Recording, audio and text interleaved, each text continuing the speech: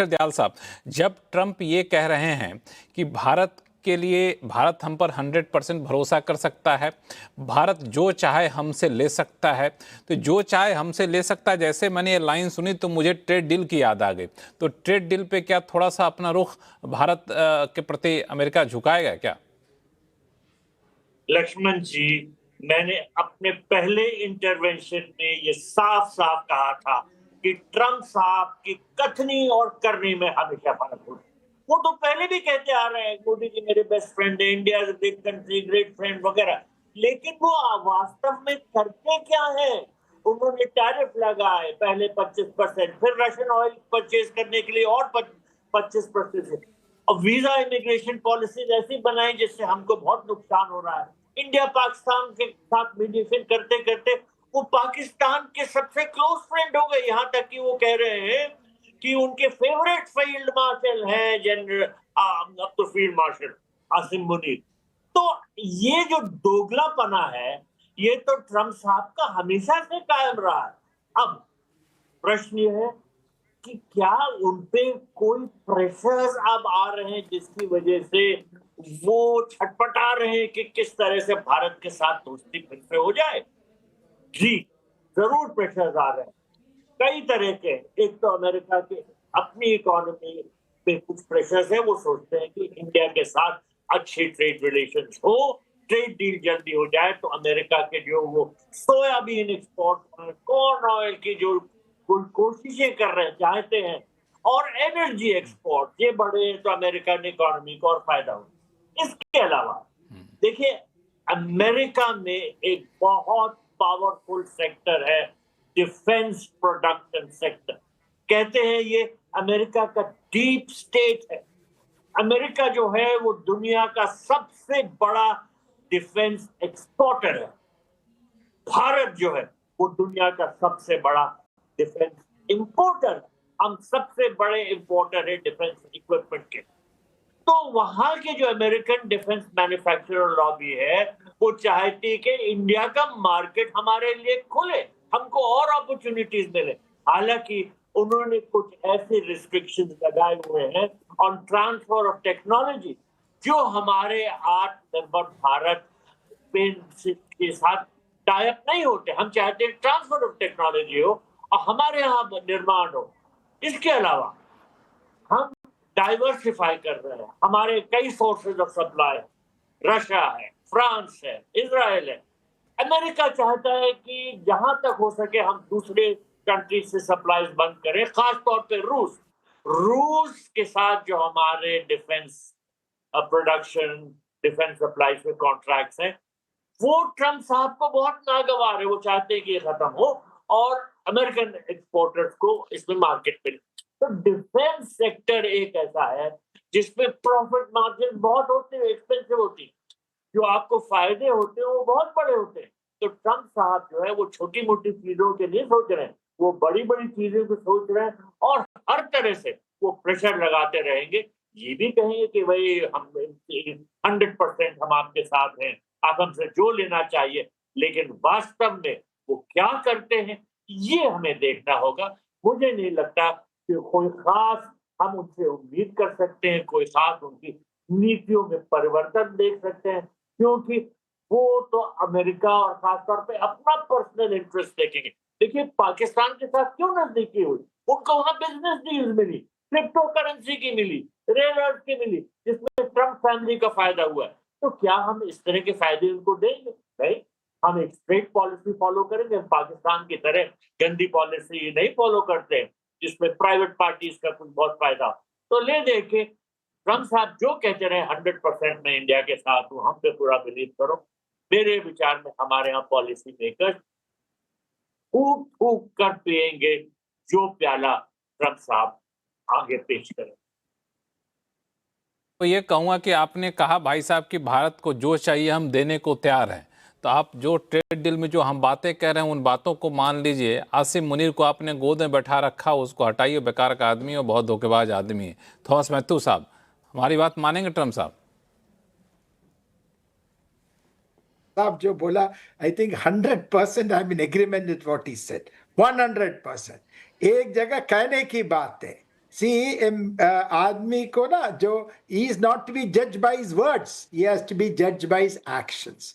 ये सब ड्रामा है. See, अमेरिकन डेलीगेशन अभी आ रहा है, तो इंडियंस को थोड़ा सा ना एनेस्थीसिया दे रहा है. He is trying to mollify you, calm you, so that you take a little easier stance. मेरे ख्याल में जब तक Trump American president for another maybe 2.5, 3 years, India-US relationship ज़्यादा trajectory पे नहीं जाएगा. That is my personal view. Like प्रभु दयाल साहब ने बोला कि transfer technology in arms कहाँ है, but उसका opposite आप देख लीजिए. S-400 Triumph, वो वर्ल्ड का one of the best that is missile systems है. जब इंडिया वो रशिया से खरीद रहे थे, अमेरिकन बोला कि सैंक्शन इंपोज करेंगे. मैं एक सिंपल चीज पूछ रहा हूं, who is America to sanction India sovereign decision? I mean क्या है? It doesn't make sense to me. I mean it's like saying America दादा है कि ओनली व्हाट अमेरिका सेज. जब अमेरिका बोलेगा कि रशियन ऑयल खरीद लो, आप खरीदो. जब बंद करो, वो सी अमेरिका इंटरनेशनल लॉ का रेपोजिटरी नहीं है. That is, they are not United Nations. तो ट्रम्प का वर्ड्स को ज्यादा इंपॉर्टेंस मैं नहीं दूंगा, but at the same time हमें हार्ड कोर नेगोशिएट करना पड़ेगा. अमेरिका से सिर्फ buyer seller relationship arms industry में बिल्कुल नहीं होना चाहिए, जैसे प्रभु दयाल साहब ने बोला. हम अमेरिका से ये खरीदेगा तो उसके साथ साथ ट्रांसफर ऑफ टेक्नोलॉजी और लोकल को प्रोडक्शन भी करना चाहिए, जैसे फ्रांस कर रहे हैं, जैसे रशिया कर रहे हैं. So similarly we have to do. मैं ये वर्ड्स को ज्यादा इंपॉर्टेंस नहीं देगा. ये एंटरटेनमेंट वैल्यू है according to me. That you ask me anything 100% मैं आपको देगा. इससे ज्यादा इंपॉर्टेंस मैं नहीं दूंगा. चूंकि आप इंपॉर्टेंस देना नहीं चाहते हैं तो मैं इस पे आगे चर्चा नहीं करूंगा. अब जो सबसे ज़्यादा दुनिया देख रही है वो है आपको ईरान वॉर को लेकर के. कुछ देर पहले स्वर्ण सिंह साहब ने इसकी चर्चा छेड़ ही दी थी कि उनको लगा था कि इन बातों पे बहुत ज़्यादा तवज्जो देना नहीं चाहिए. तो स्वर्ण सिंह साहब, आप ही से शुरू करता हूँ कि ये ईरान को लेकर आखिर क्या समझ नहीं आ रहा है कि वीकेंड तक में स्थिति ये आ रही थी कि बस कुछ एक घंटे की बात है, डील हो जाएगी, एक सीज फायर को कुछ देर के लिए बढ़ा देंगे, ईरान एनरिच्ड यूरेनियम को सौंपने को तैयार हो गया है. लेकिन घंटों बीत गए, दिन बीत गया, कुछ ऐलान हुआ नहीं. और ऊपर से ट्रम्प साहब ने पोस्ट कर दिया कि ईरान पे अमेरिकी सेना हमला कर रही है. तो सांकेतिक तस्वीर ही थी. तो ये तो और ज़्यादा हड़कंप मच गया. कह कुछ और रहे हैं और अचानक से पोस्ट करके धमकी भी दे रहे हैं. आखिर माजरा क्या है? आप क्या रीड कर रहे हैं?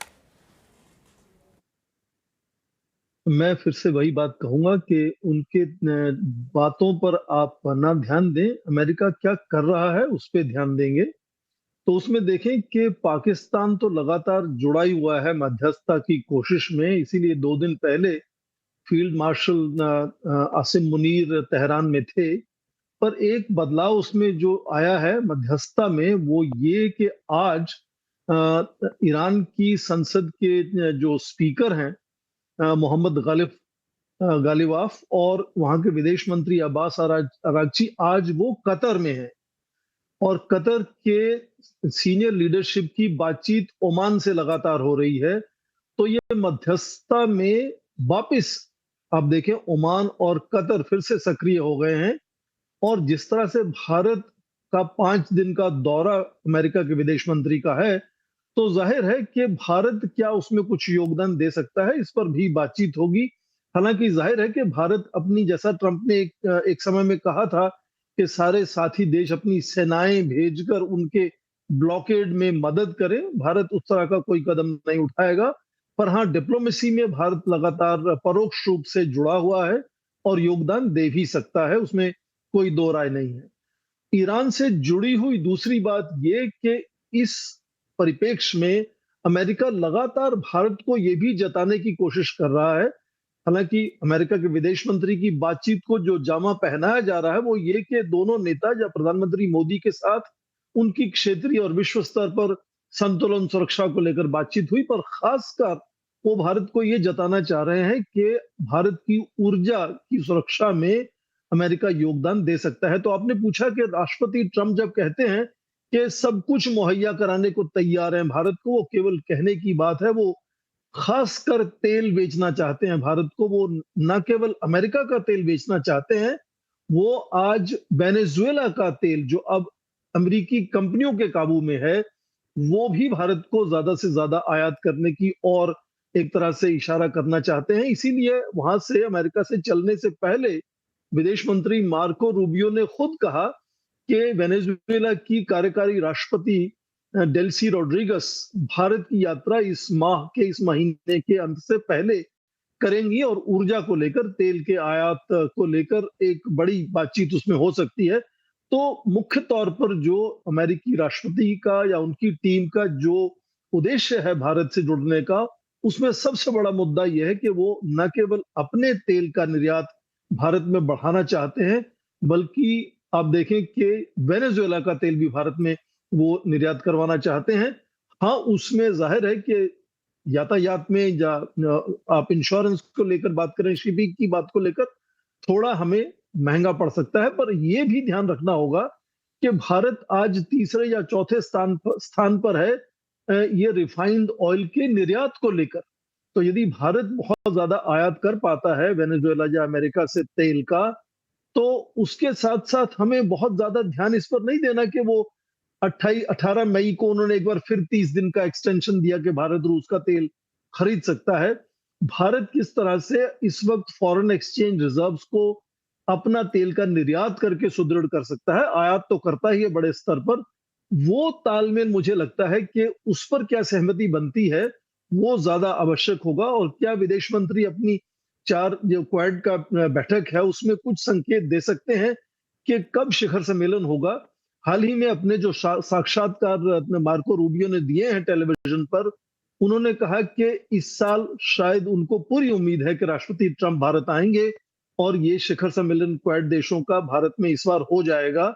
और यहां तक ईरान की बात उन्होंने कही, उन्होंने कहा महीने नहीं लगेंगे, केवल सप्ताह लगेंगे।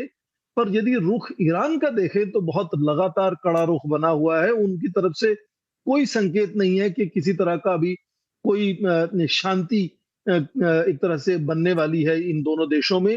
वो केवल युद्ध विराम की बात कर रहे हैं कि केवल युद्ध विराम पर हमारा ध्यान है, और क्या हमारे यूरेनियम एनरिचमेंट जो स्टॉक पाइल है वो हटेंगे, कहाँ जाएंगे, कैसे होगा, या हम परमाणु अस्त्र बनाएंगे नहीं बनाएंगे, स्ट्रेट ऑफ हॉर्मुज खुलेगा नहीं खुलेगा।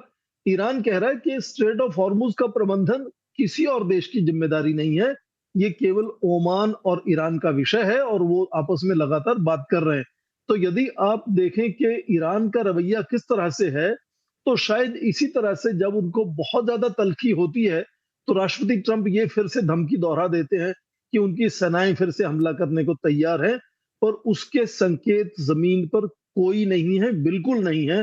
वो केवल लगातार इस कोशिश में है कि किस तरह से इस युद्ध से वो अपना पीछा छुड़ा सकें, क्योंकि वहां उनको कोई बड़ी सफलता नजर नहीं आ रही। युद्ध दोबारा से शुरू भी हो जाता है तो अमेरिका के लिए कोई बहुत बड़ी सफलता वहां सामने होने वाली कोई उसका संकेत नहीं है।